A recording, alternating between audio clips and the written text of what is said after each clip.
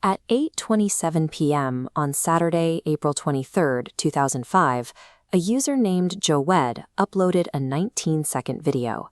It featured a young man standing in front of an elephant enclosure at the San Diego Zoo, casually remarking on the length of their trunks.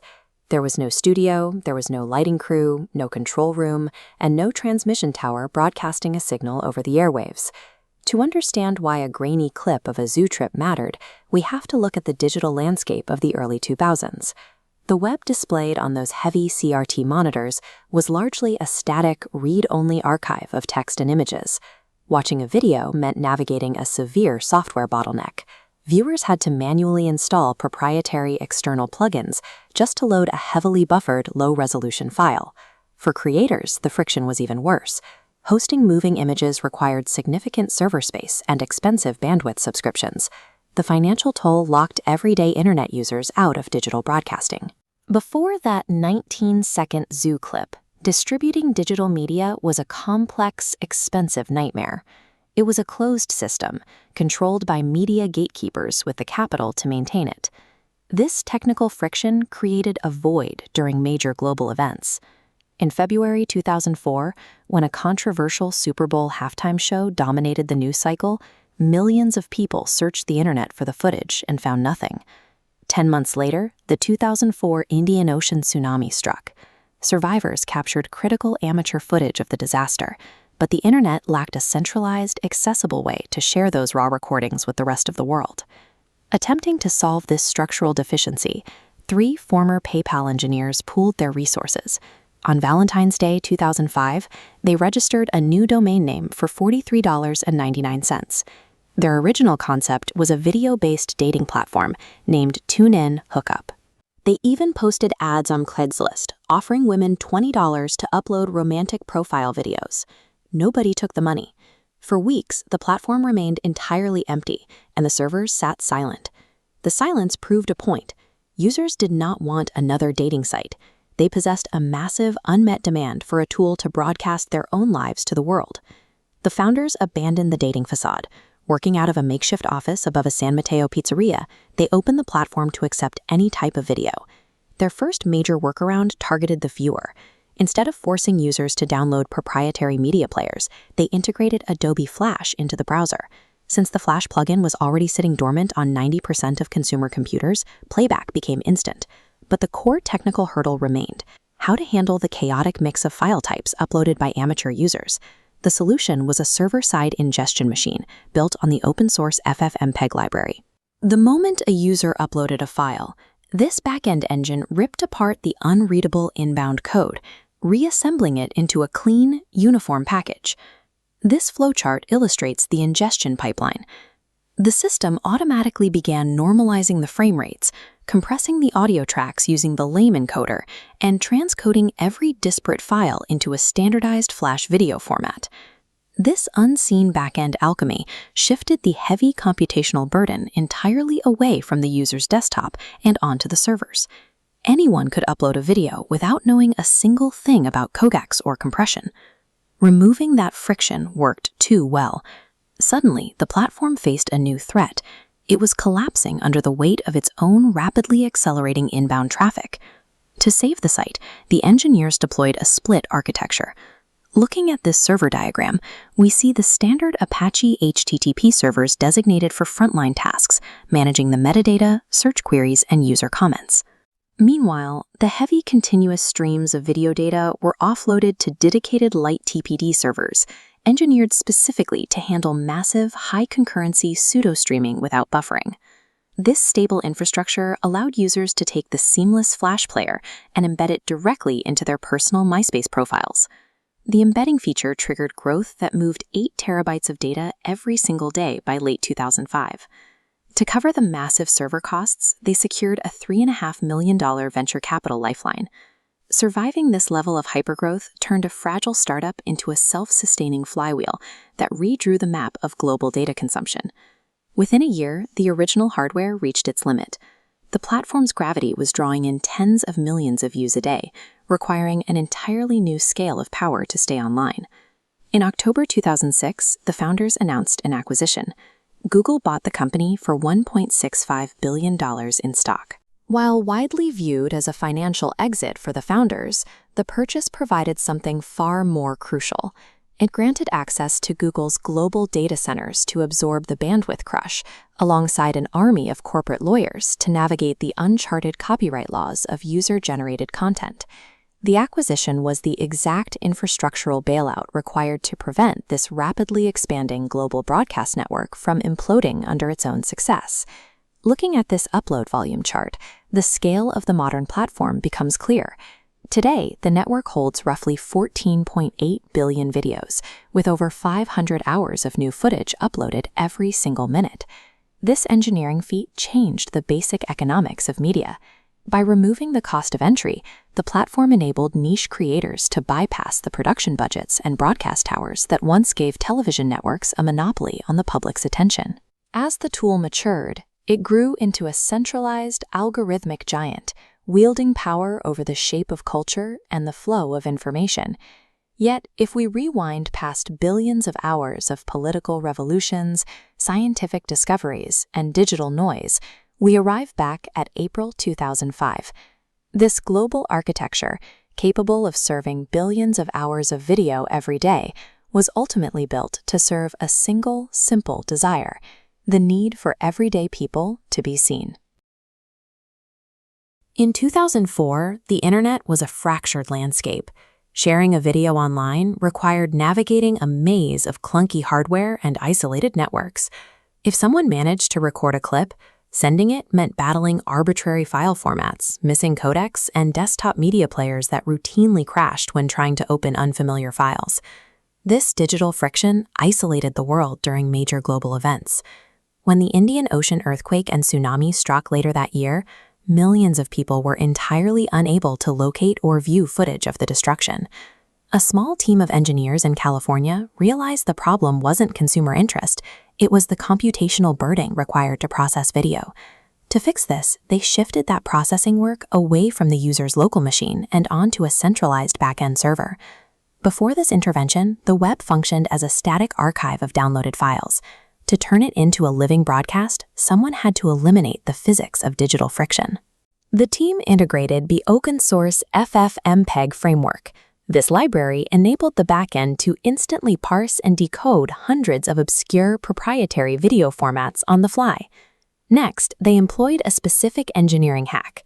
This diagram illustrates a video file where vital index metadata, the move atom, sits buried at the back.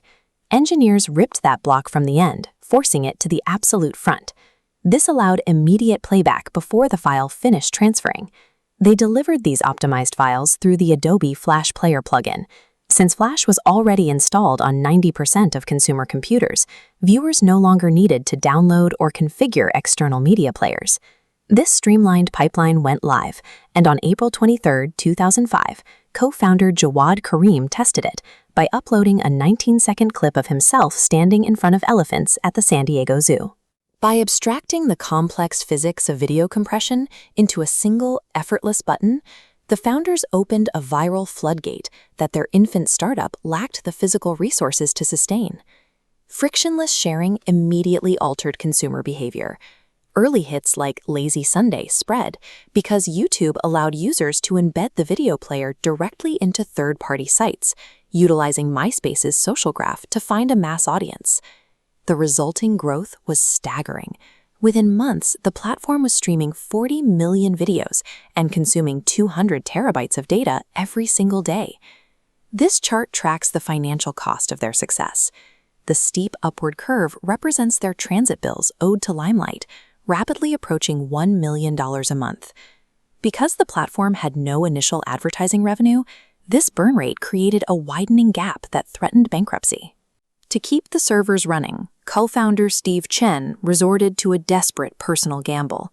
He maxed out his personal credit cards to $100,000, paying them off multiple times mid-month just to trick the banks into expanding his limits. The engineering team relied on guerrilla tactics to survive, mapping their infrastructure on a patchwork of cheap hosting providers like Server Beach. They utilized terms of service loopholes that offered unmetered bandwidth, deploying highly optimized server nodes designed to saturate the physical line limits and offload costs onto the host. But these hacks were temporary. The platform's success was outstripping its initial capital, leaving YouTube weeks away from a significant financial collapse. The founders realized their fragile infrastructure could no longer physically bear the weight of global attention. They needed an exit. To secure a lifeline without drawing the attention of competitors, they organized secret acquisition meetings. They specifically chose a Denny's diner in Redwood City because it was the last place Silicon Valley investors would expect. Over sticky tables and Grand Slam breakfasts, they successfully negotiated a $1.65 billion acquisition pact with Google.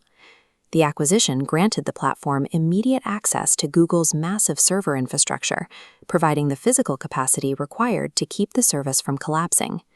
While Google's servers saved YouTube from the physical limitations of scale, the deal painted a massive target on their backs, waking up a ruthless enemy.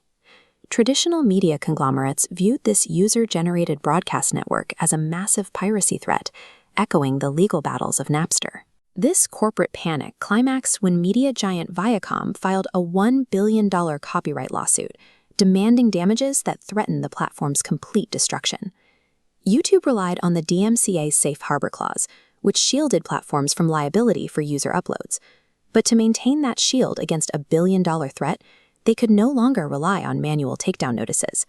To survive the law, they had to build a fully automated defensive shield, capable of policing the entire internet's uploads in real time. The copyright lawsuit was ultimately a technical problem. YouTube had to invent an algorithmic machine capable of tracking and filtering media as fast as it was recorded.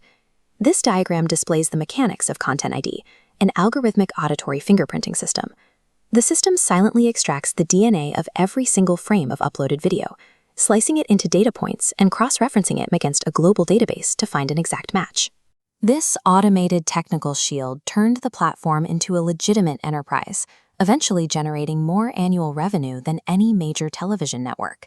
Today, the operation is housed in sprawling data centers, a contrast to the windowless office above a San Mateo pizzeria where they first wrote code.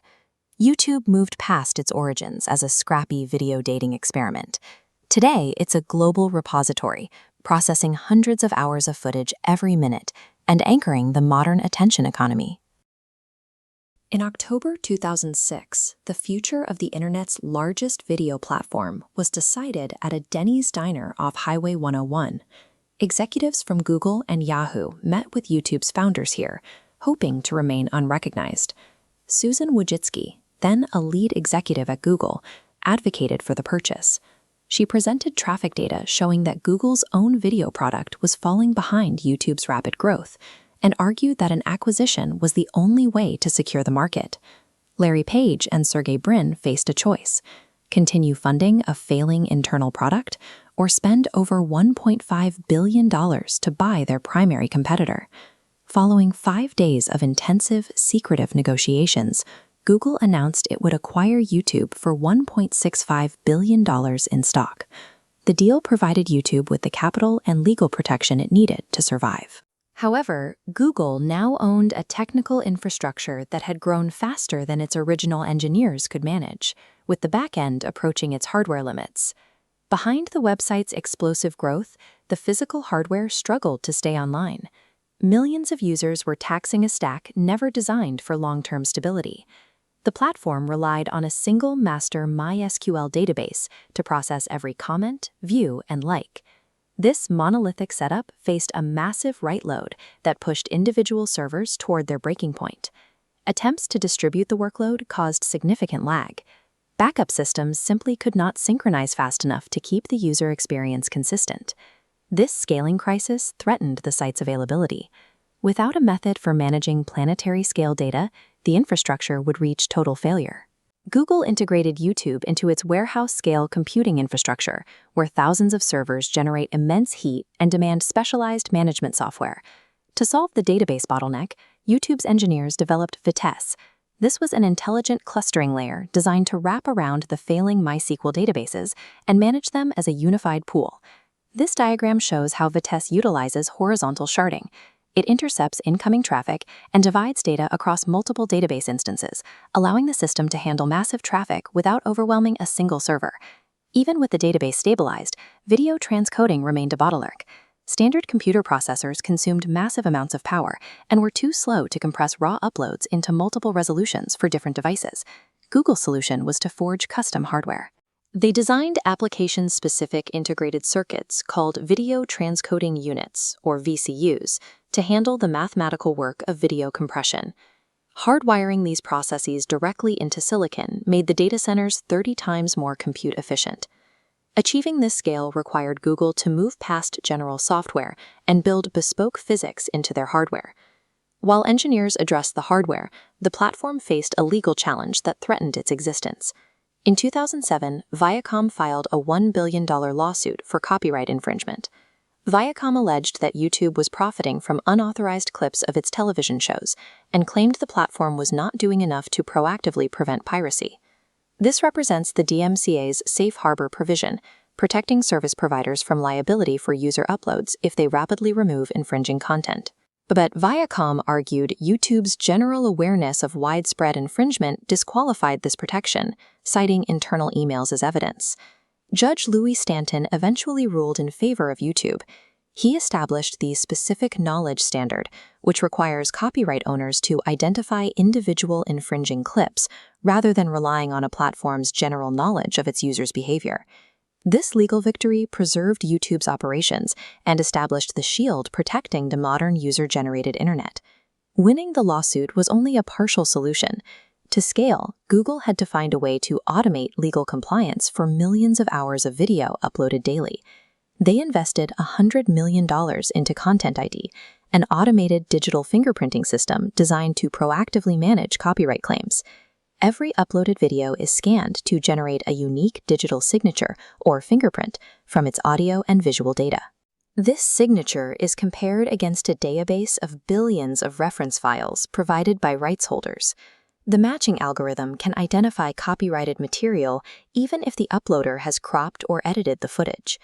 Content ID converted a reactive, manual legal process into an algorithmic system capable of handling the platform's massive volume. The system gives rights holders the choice to block, track, or monetize a matched video. This shifted the power of enforcement from the platform back to the copyright owners. Most claimants choose to monetize the matched uploads, sharing in the ad revenue. This system converted a legal liability into a multi-billion-dollar revenue stream for creators and media companies alike. Every single time a user clicks play, the platform instantly coordinates a complex series of automated back-end actions. The file is scanned for copyright, processed through custom hardware VCUs for efficiency, and retrieved from sharded database clusters distributed across the globe. Maintaining a planetary scale media archive requires the continuous integration of custom silicon, automated legal systems, and distributed database sharding. This infrastructure ensures the world's recorded memory remains accessible. When you sit down to stream a video, the data originates within a massive, humming expanse of physical infrastructure. Every 24 hours, 720,000 hours of new footage are uploaded to YouTube servers. That volume translates to roughly 4.3 petabytes of raw data entering these facilities daily. To manage that load, Google constructs facilities like this: dense rows of server racks stretching across massive campuses, blinking with status lights in the dark. The red play button on your screen is the interface for a physical storage pool currently estimated to exceed 10 exabytes. When a file arrives from a smartphone or laptop, it lands immediately on Google's ingest servers. Custom-engineered Argos processing chips intercept the file the moment it reaches the data center. These processors perform transcoding. They rebuild the original file into dozens of different resolutions and codecs simultaneously, from a low-bandwidth mobile stream up to 4K. This multiplication of every uploaded file is what drives the platform's total active storage requirement toward its current 10 exabyte scale. The engineering challenge lies in organizing this multiplied data so any individual clip can be retrieved without latency. To navigate the exabyte scale library, the platform relies on a deep neural network that maps past behavior to predict what you'll watch next. The system operates as a two-stage funnel. It pulls billions of videos into the wide top. In the first stage, candidate generation, the AI translates your history into vectors, filtering out billions of options to leave a few hundred candidates. This computational sorting of the entire corpus takes less than 10 milliseconds. This means that by the time you finish typing a search, machine vectors have already pre-selected your pool of choices. Those survivors then enter the deep ranking model. This algorithm evaluates hundreds of specific signals, like how long other viewers lingered on a thumbnail or global co-watch correlations. This specific set of recommendations is the result of that final ranking, which narrows the pool to the exact 20 videos displayed on your screen. When you click play, the high-definition video file is served from a location physically close to your device. This is possible through the Google Global Cache, a network of edge servers installed directly inside the facilities of local internet service providers. Deep learning anticipates the request, and local edge caching ensures the file is already waiting within your neighborhood when you click. Moving these high-definition files to local edge caches requires armored physical connections buried deep in the earth. Serving over 1 billion hours of footage daily requires electricity to power millions of servers and the cooling systems that prevent them from overheating. Annually, the power consumption for this ecosystem is estimated at 240 terawatt-hours. This draw represents more than 1% of the entire world's total electricity supply. The constant transmission and processing of data result in substantial industrial heat, vented into the atmosphere by cooling systems like these. Every hour of high-definition streaming extracts a physical toll from the global power grid. To manage this footprint, Google contracts enough renewable energy to match its global electricity use, maintaining a carbon-free energy match of 100% since 2017.